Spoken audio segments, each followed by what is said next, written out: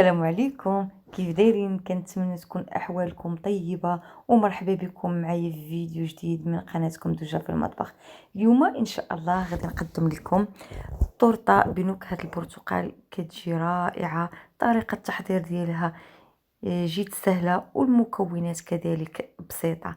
الى عجبكم هذا الفيديو ما تبخلوش لنا بالتعاليق اللي كتشجعنا باش نعطيو المزيد والمزيد، واللي مازال ما مشتركش معنا في القناه يحاول يضغط على زر الجرس باش يوصلو كل ما هو جديد. تابعوا معايا المقادير. غادي ناخذ هنا زوج ديال البيضات يكونوا بدرجه حراره المطبخ، نكونوا خرجناهم قبل من الثلاجه.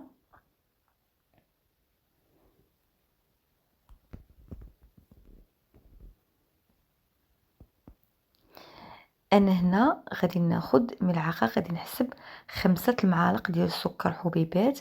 هاد الكيكه راه كنسميوها حنا كيكه 5 ملاعق.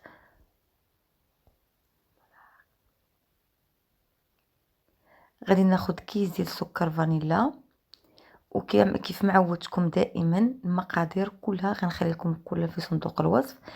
غنضيف كذلك رشيشه ديال الملحه، وغادي ناخذ ضرب يدوي وغادي نضرب المكونات كلها مزيان حتى يذوب لنا السكر حبيبات مع البيض ديالنا. حاولوا تضربوا مزيان البيض.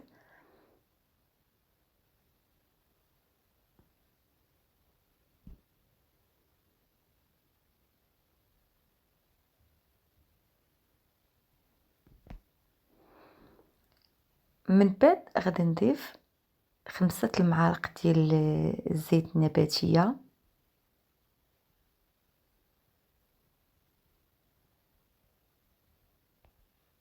ونبقاو نضربوا مزيان المكونات كلها.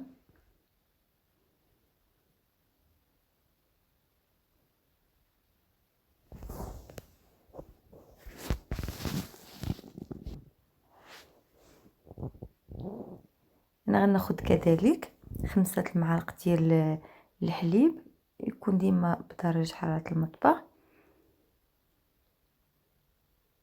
ونبقاو نضربو مزيان.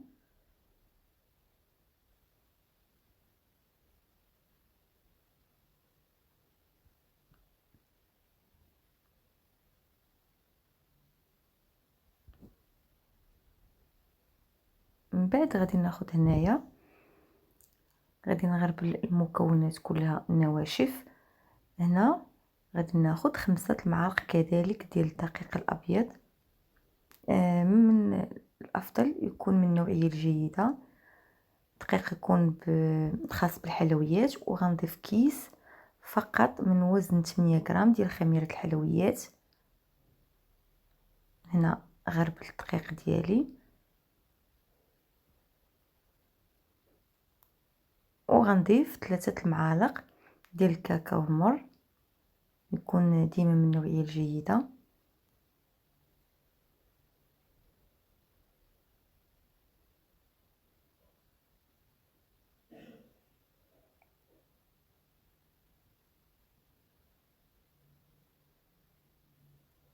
وغادي نخلط المكونات كلها.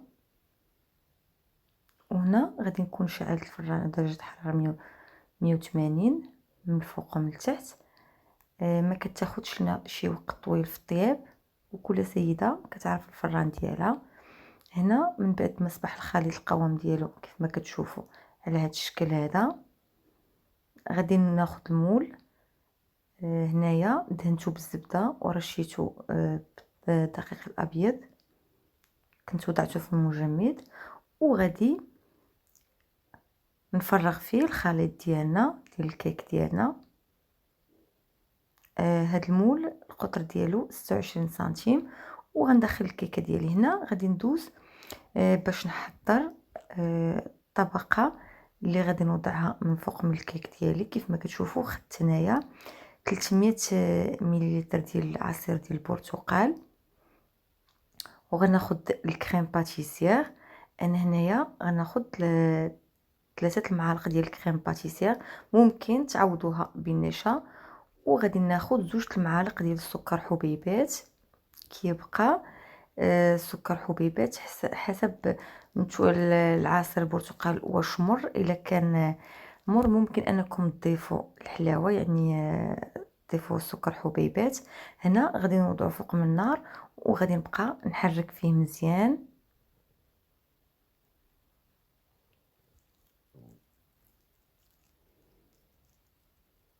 كيف ما كتشوفوا الخليط ديالي صبح لي على هذا الشكل هذا، عقاد لينا، بدا القوام ديالو كيتقال. غادي نزولو من فوق النار وغنخليه يبرد لينا. هنا من بعد غناخد 200 مليلتر ديال القشطه ديال الكريم فريش. انا خديت هنايا ماشي حلوه، ضفت ليها سكر حبيبات، كيبقى على حساب الذوق ديالكم. انا هنايا طلعتها مزيان. الا ما كانش متوفر عندكم لا كريم فريش، ممكن تاخدوا كاس ديال الحليب يكون بارد وتضيفوا ليه سكر حبيبات الكريم، عفوا تضيفوا ليه الكريم شونتيي، كاس ديال الكريم شونتيي، تبقاو تضربوا مزيان حتى تطلع لكم الكريمه ديالكم. هنا من بعد ما طلعت لي الكريمه ديالي غادي ناخذ الكيكه اللي خرجتها من الفران وهي سخونه، غادي نوضع من فوق منها. غنشوفها بعدا كيف ما كتشوفوا نوريها لكم كيفاش جاتنا طابت لينا. غادي نوضع من فوق منها الحليب، يكون غير بدرجه حراره المطبخ. الا كانت عندكم الكيكه سخونه كتضيفوا لها الحليب بارد، ولا كانت عندكم الكيكه بارده كتضيفوا لها الحليب سخون. كنتمنى ان الفكره ديالي تكون وصلت لكم.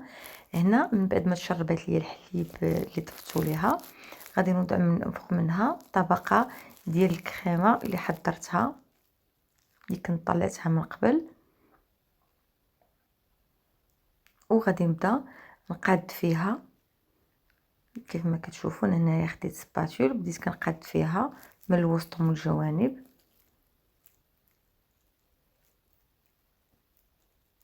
وكيف ما كتشوفوا هنايا انا من بعد ما قاديتها غادي نوضعها في الثلاجه حتى تبرد لينا. نحاولوا ما كانش عندنا الوقت نوضعوها في المجمد.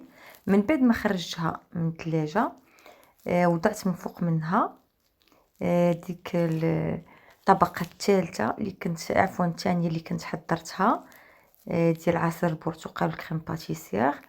هنا ضروري ما تكون دافيه، يعني لو وضعتوها وهي سخونه من فوق الطبقه ديال الكريمه راه غادي تخلط لكم هاد العناصر كلها. من بعد هنايا بديت كنزول نزين فيها بالفريز. كيف ما كتشوفوا الزين كيبقى اختياري، ديما كنقول لكم اللي متوفر عندكم ممكن انكم تستعملوا. وانا كان عندي هنا الفريز في الثلاجه فحاولت نزين به هاد الكيكه هذه، وكان هذا هو الشكل النهائي ديال الكيكه ديالنا.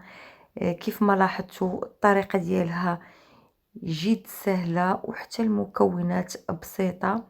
هنا غادي نحاول نقطعها لكم باش تشوفوا الشكل النهائي ديالها. غير حاولوا يعني تحترموا المقادير، فعلا اكثر من رائعه وكتستحق التجربه